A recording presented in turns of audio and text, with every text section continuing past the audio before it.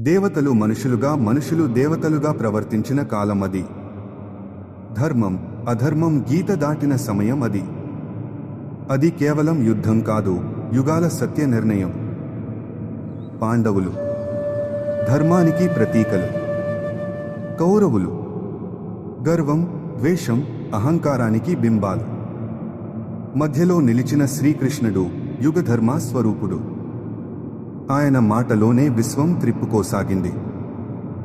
కురుక్షేత్రం. అక్కడ భూమి ప్రతి ధూళి కణం యోధుడయింది. ప్రతి బాణం, ప్రతి శ్వాస ఒక విధి నిర్ణయం అయ్యింది. అక్కడ రక్తంతో రాసినది ఒక కథ కాదు, శాశ్వత సత్యం. నిష్ఠ, ప్రేమ, ద్వేషం, ప్రతీకారం అన్నీ ఒకే రంగంలో కలిసిపోయాయి. అనేక యుగాల గర్జనగా మారింది ఆ యుద్ధం. అది నిన్నటి కథ కాదు, నేటి ఆచరణ. ఎందుకంటే మహాభారతం కేవలం గతం కాదు, ప్రతి మనసులో కొట్టుకునే ధర్మ సంగ్రామం, ప్రతి హృదయంలోని సత్యాన్వేషణ.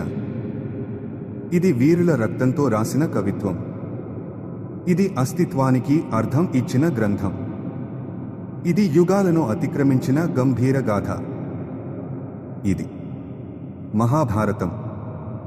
మహాభారతం యుద్ధగాథ కాదు, అది మనసు యొక్క మహాగీతం. మనందరికీ తెలిసిన పేర్లు: భీష్ముడు, అర్జునుడు, భీముడు, కర్ణుడు, దుర్యోధనుడు, అశ్వత్థాముడు. వీరి కథలు ప్రతి ఇంటి గోడల్లో ప్రతిధ్వనిస్తున్నాయి. కాని ఆ యుద్ధభూమి కేవలం వారి బాణాలతోనే కాదు, మరెన్నో రక్తంతో నిండింది. చరిత్రకు నిశ్శబ్దమైన మూలల్లో వీరి కీర్తి దాగి ఉంది. తాళం మరచిపోయిన మహాత్ములు, వారి పేర్లు చెరిపివేయబడ్డ వారి ధర్మం, వారి త్యాగం మన ఆత్మలో దాగి ఉన్నాయి. మహాభారతం ఒక యుద్ధం కాదు, ఇది మన లోపల నడుస్తున్న పోరాటం. మన ధర్మాన్ని, మన న్యాయాన్ని, మన మనసును గుర్తు చేసుకునే యాత్ర. ఇప్పుడు సమయం వచ్చింది, ఆ మరచిపోయిన వీరులను మళ్లీ గుర్తు చేసుకునే సమయం. వారి ధైర్యం మళ్లీ మనలో మేల్కొనాలి. ఎందుకంటే వారు చరిత్ర కాదు, వారు మనలోని మహాభారతం. ఈ కథలు మళ్లీ వినిపించాలి. ఇంకా ఎన్నో అజ్ఞాత వీరులు ఉన్నారు. మరిన్ని కథలు, మరిన్ని సత్యాలు ఎదురుచూస్తున్నాయి. తరాలు వాటిని గర్వంగా చెప్పాలి. అందుకే మా వంతు బాధ్యతగా ఈ ఒక్క ప్రయత్నం. మా ఛానల్ను సబ్స్క్రైబ్ చేయండి, మాకు సపోర్ట్ చేయండి.